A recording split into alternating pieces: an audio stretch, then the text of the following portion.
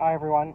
Just want to talk about a protest I participated in yesterday. It was at Cannon Hill Shopping Centre in Brisbane, Australia, and it was my first protest in a shopping centre. I actually wasn't sure that I was going to attend until just within 24 hours before it started, because I just had to adjust a few things. I was able to come. So I wasn't really prepared. It was a group of us going to do this protest. There was probably about a dozen people said they were going to attend, but there was a few things that a few people couldn't come. When I got there, we were going to meet at this other shop, and then hopefully protest outside this butcher and shopping grocery store called Woolworths. And when I got there, getting messages on the group from this guy saying this guy threatened us. This butcher came in and threatened us and said his bike is outside and you better not do it. And apparently one of the protesters, before it started, he just got a phone out, and then the butcher came up to him and then got his phone down and smashed it down the ground. There was some damage apparently. So before we even started, they knew the protest was going on, and so we just met outside, and then a police officer came and said, "What's happening? What's the protest you're going to do? I heard it's going to be disruptive and everything." And he had his email printed out from, I guess, the butcher maybe, or someone telling us how we're gonna pull blood all over the butchers and be violent and disruptive and stuff like that.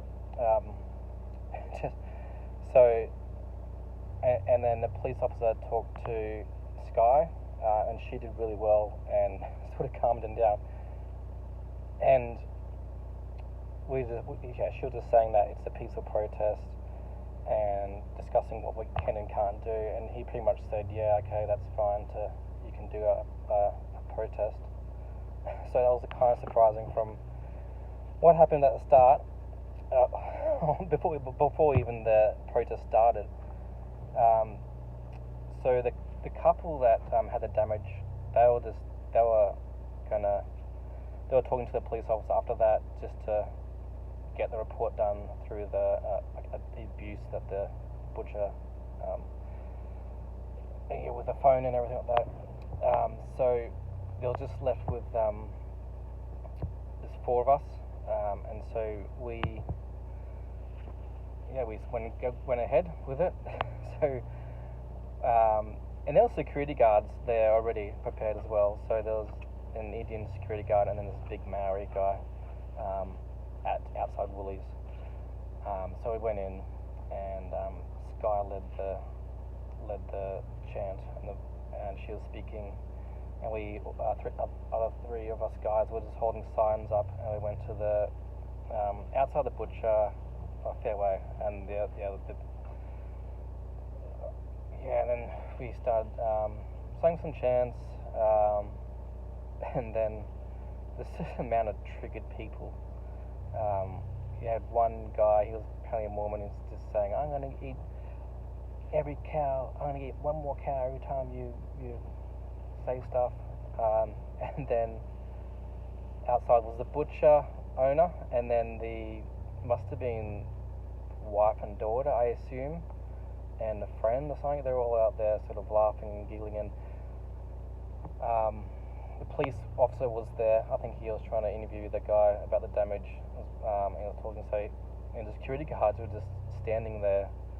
Like, that was the most crazy thing. I guess the security guards were just going from what the police, because the police man was there, so security guards were just sort of like going by him. Like, I'm sure this is a private shopping centre, so the security guards had any right to say, can you please leave? And we would have to leave straight away, but they didn't. They just stood there. So that was that was amazing, and that was good. So we were there for like maybe 10 minutes. Just triggered people everywhere. one of the friends, I think Butch's friends, came out and got to meet and talked about, we're expanding. Yeah, it's good they're expanding. And then the butcher, this guy was talking about pigs and gas chambers, and then the butcher goes, we should put you in a gas chamber. And then another guy goes, just going off his head about, there's better things to do, blah, blah, blah. And then this woman comes past saying, excuse me, I'm going to buy meat, move away.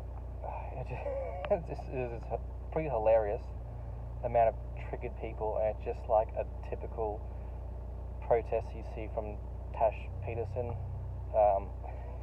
Just triggered people everywhere. It's just funny because it's just standard human behaviour.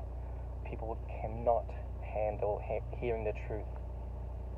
We were just like, we're not even loud because the police already told us, do not disrupt, otherwise we'll kick you out, and if you don't refuse, we'll arrest you. So we weren't like screaming our head off or anything like that. We're just holding our signs, speaking the truth. And that was pretty much it. And there's other shoppers around looking at us. So we got the message across, just speaking the truth, trying to educate, and then we made our way out, and there was we came out. Some other guy came out, tried to talk to us about animals and stuff like that. So we were talking to him, and then what I assume is the daughter of the butcher's owner came out, holding some ham and eating it. Oh, this is nice. We like some. It's like, with I think the mother not chasing us out, but came out of the store, just hanging out, like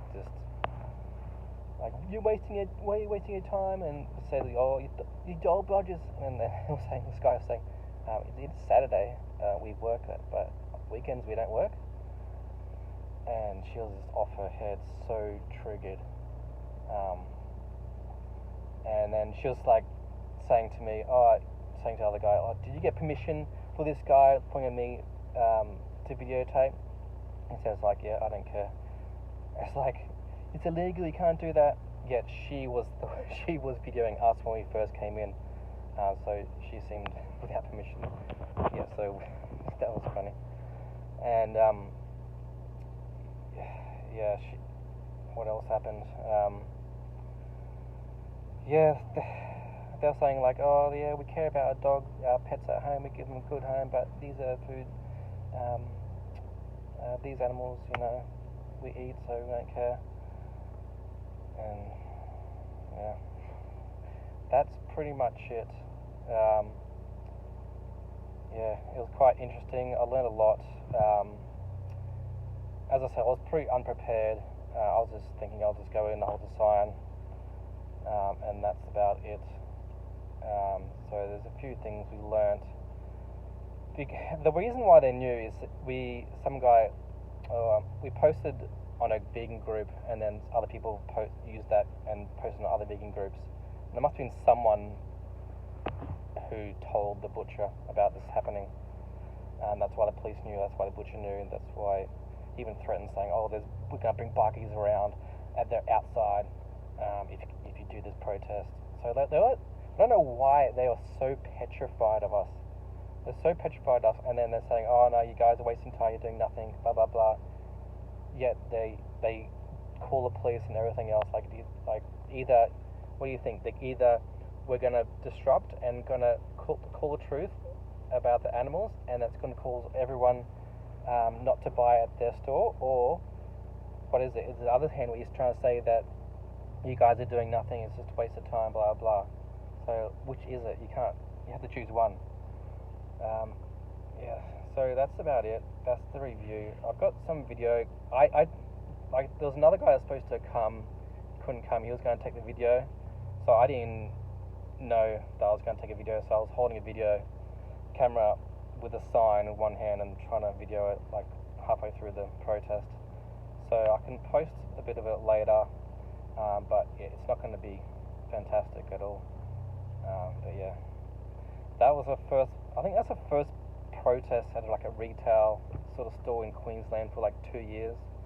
There's been other protests like single issue campaigns such as like the horse racing or vigils outside like a chicken slaughterhouse, stuff like that. But it has been like a disruptive protest. I don't know if we can even call it disruptive because like it's quite peaceful.